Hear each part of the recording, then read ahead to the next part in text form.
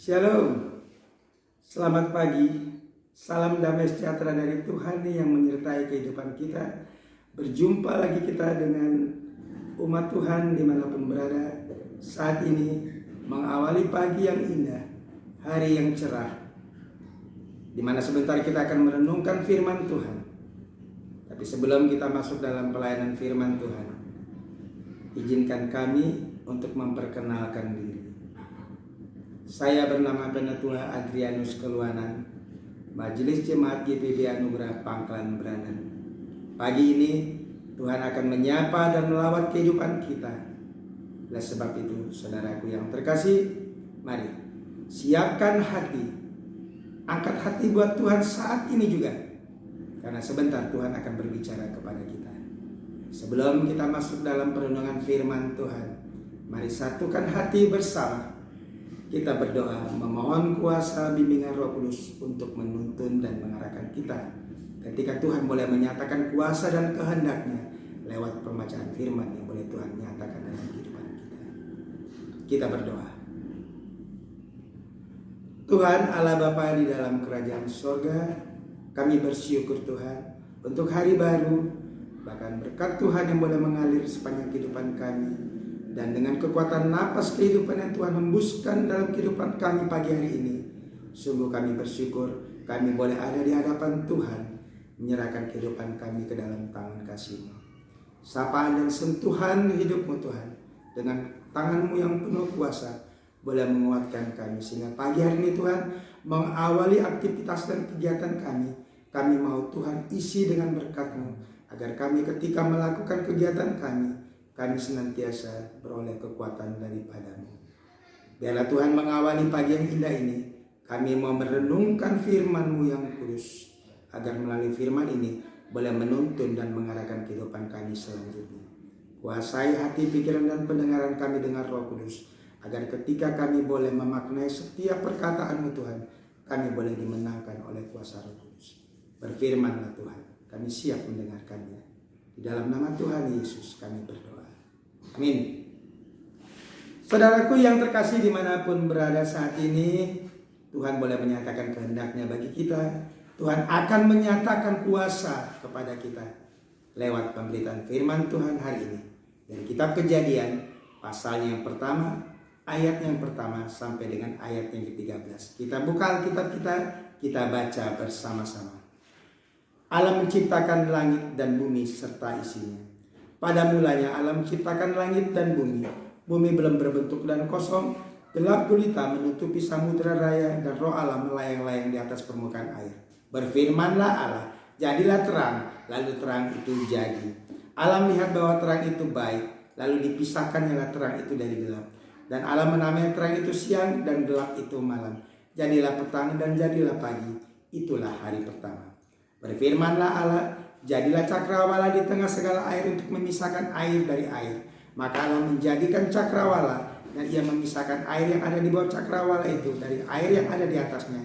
Dan jadilah demikian. Lalu Allah menamai cakrawala itu langit. Jadilah petang dan jadilah pagi. Itulah hari kedua. Berfirmanlah Allah, hendaklah segala air yang ada di bawah langit berkumpul pada satu tempat, sehingga kelihatan yang kering. Dan jadilah demikian. Lalu Allah menamai yang kering itu darat, dan kumpulan air itu namanya laut. Allah melihat bahwa semuanya itu baik. Berfirmanlah Allah, hendaklah tanah menumbuhkan tunas-tunas muda, tumbuh-tumbuhan yang berbiji, segala jenis pohon buah-buahan yang menghasilkan buah yang berbiji, supaya ada tumbuh-tumbuhan di bumi, dan jadilah demikian. Tanah itu menumbuhkan tunas-tunas muda, segala jenis tumbuh-tumbuhan yang berbiji, dan segala jenis pohon-pohonan yang menghasilkan buah yang berbiji. Allah melihat bahwa semuanya itu baik. Jadilah petang dan jadilah pagi. Itulah hari ketiga. Saudaraku yang terkasih di dalam Tuhan kita Yesus Kristus, Tuhan menyapa kita lewat kejadian pagi hari ini yang boleh akan menyatakan kuasa dan kehendaknya atas kehidupan manusia. Firman Tuhan telah kita baca dan kita sekarang akan merenungkannya. Apa sebenarnya rencana Tuhan yang mau dibagikan kepada kita? Apa maksud kehendak Tuhan yang akan disampaikannya kepada kita pagi hari ini, di mana sebentar kita akan memulai aktivitas dan kehidupan kita selanjutnya. Saudaraku yang terkasih, kitab Kejadian dituliskan seorang yang bernama Musa. Nah, kalau kita pikir saudaraku yang terkasih, rentang di mana Allah menciptakan langit dan bumi dan segala isinya dengan kehidupan Musa jauh sebelumnya. Tapi bagaimana Musa bisa menuliskan ini dan membagikannya kepada setiap orang, secara khusus pada kita bersama dimanapun kita berada saat ini. Terlebih dahulu, Musa mendapatkan wahyu, Musa mendapatkan penglihatan dari Allah untuk menyatakan kuasa dan kehendak Allah dan menuliskannya pada saat kita diperhadapkan dengan kitab Kejadian ini. Nah, jadi artinya di sini Musa menuliskan hal ini jauh sebelum dia ada ketika itu. Tapi kuasa Allah menyatakan lain kepada Musa. Musa boleh menuliskannya dengan baik dan sempurna. Nah, saudaraku yang terkasih, Musa menuliskan pada awal di pasal yang pertama ini, di dalam ayat yang pertama dia memulai, di situ dikatakan, pada mulanya Allah menciptakan langit dan bumi. Bumi belum berbentuk dan kosong, gelap gulita menutupi samudera raya, dan roh Allah melayang-layang di atas permukaan air. Saudaraku yang terkasih, Allah menciptakan dari yang tidak ada menjadi ada. Kalau manusia, ya, manusia menciptakan segala sesuatu dari yang ada menjadi yang ada. Tapi bentuknya nyaris hampir atau belum sempurna. Tetapi Allah kita yang penuh kuasa boleh menyempurnakannya, menjadikannya sangat-sangat sempurna dan baik adanya. Nah, saudaraku yang terkasih di dalam Tuhan kita Yesus Kristus, ketika firman ini boleh disabdakan bagi kita, saya tertarik di dalam ayat yang kedua. Ada 3 hal itu dikatakan. Pertama, bumi belum berbentuk, kosong dan gelap gulita. Artinya apa di sini saat itu, saudara yang terkasih? Bumi ini belum berbentuk, belum ini masih kacau balau. Bumi ini belum diisi apapun dan gelap gulita di mana-mana. Tidak ada penerangan sedikit pun. Artinya apa? Di sini Musa mau menyatakan kepada kita selaku umat sebagai manusia bahwasanya kegelapan identik dengan dosa dan kejahatan. Dari mana kita tahu dosa dan kejahatan itu ada? Kita ingat, kita tahu siapa Lucifer. Lucifer adalah malaikat Allah. Malaikat Allah yang tidak pernah mau mendengar apa yang disampaikan oleh Allah. Bahkan dia berkeinginan kalau bisa dia lebih tinggi dari Allah. Mana mungkin seorang anak bisa lebih tinggi dari seorang tuan? Allah menghukum Lucifer. Nah, karakter Lucifer inilah yang ada sebenarnya. Di sini yang digambarkan oleh Musa. Gelap gulita menandakan karakter yang jelas bahwasanya dosa dan kejahatan itu telah ada sebelumnya. Di sini Allah mau menyempurnakannya. Lalu di dalam ayat yang ketiga, Allah mulai menciptakan segala sesuatunya. Yang setelah dilihat segala sesuatu itu sudah baik dan adanya baik, dia akan menciptakan lebih baik dan menyempurnakannya. Di dalam penciptaannya yang pertama, Allah menciptakan terang. Nah, saudaraku yang terkasih, kegelapan yang identik dengan dosa dikalahkan oleh terang.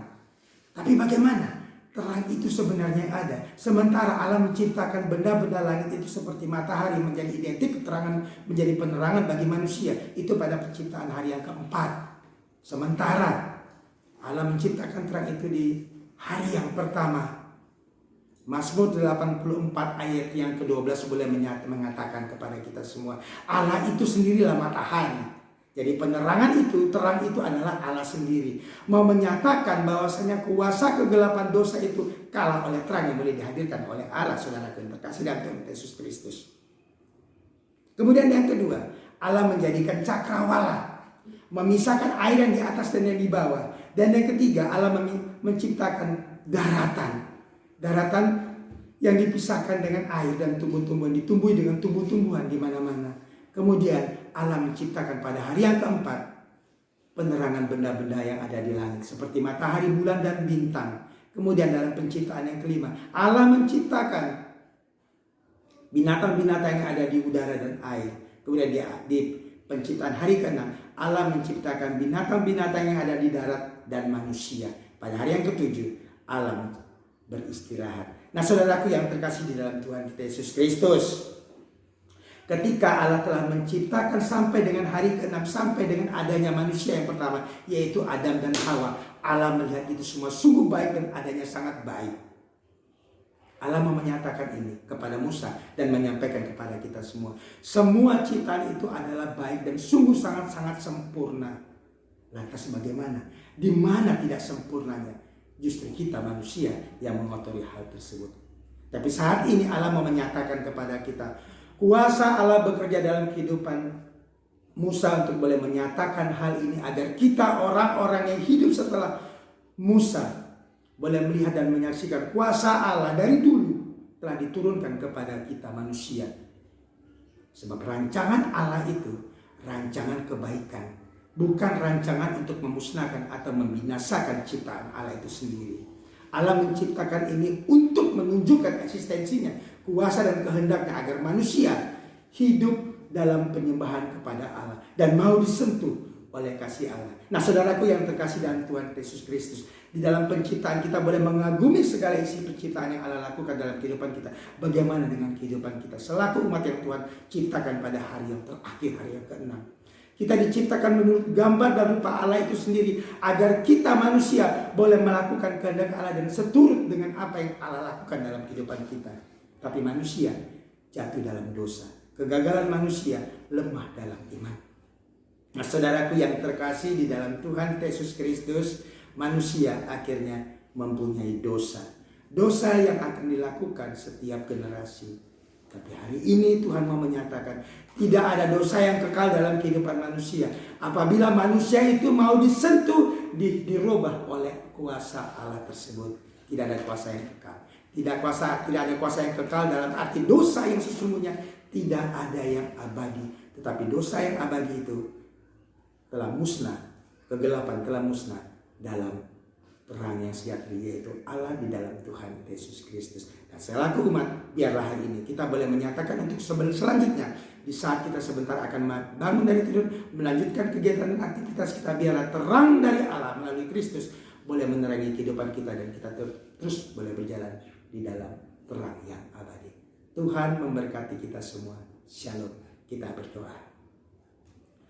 Terima kasih Tuhan Bapa di dalam sorga. Engkau telah menyapa kami. Engkau melawat kehidupan kami lewat sapaan firman pada hari ini. Sungguh kami bersyukur kami punya Allah yang sungguh sangat mengasihi kami. Sehingga kami selaku umat hidup tidak di dalam kesia-siaan, tapi hidup di dalam pengharapan. Karena kami mau disentuh oleh tangan kuasa Tuhan. Terima kasih Tuhan, Engkau telah berbicara kepada kami hari ini, di mana sebentar kami akan melanjutkan kegiatan kami dan aktivitas kami. Biarlah firman Tuhan boleh mendasari kehidupan kami dan firman Tuhan boleh kami pegang dan menjadi kekuatan dalam kehidupan kami. Untuk selanjutnya boleh kami lakukan kebaikan demi kebaikan bersama dengan Tuhan. Terima kasih Bapa di dalam surga. Terima kasih Tuhan Yesus yang baik. Terima kasih Allah Roh Kudus. Engkau telah menyentuh kehidupan kami. Inilah kami Tuhan. Syukur kami hari ini Bapa ke dalam tangan kami, ke dalam tangan-Mu kami naikkan.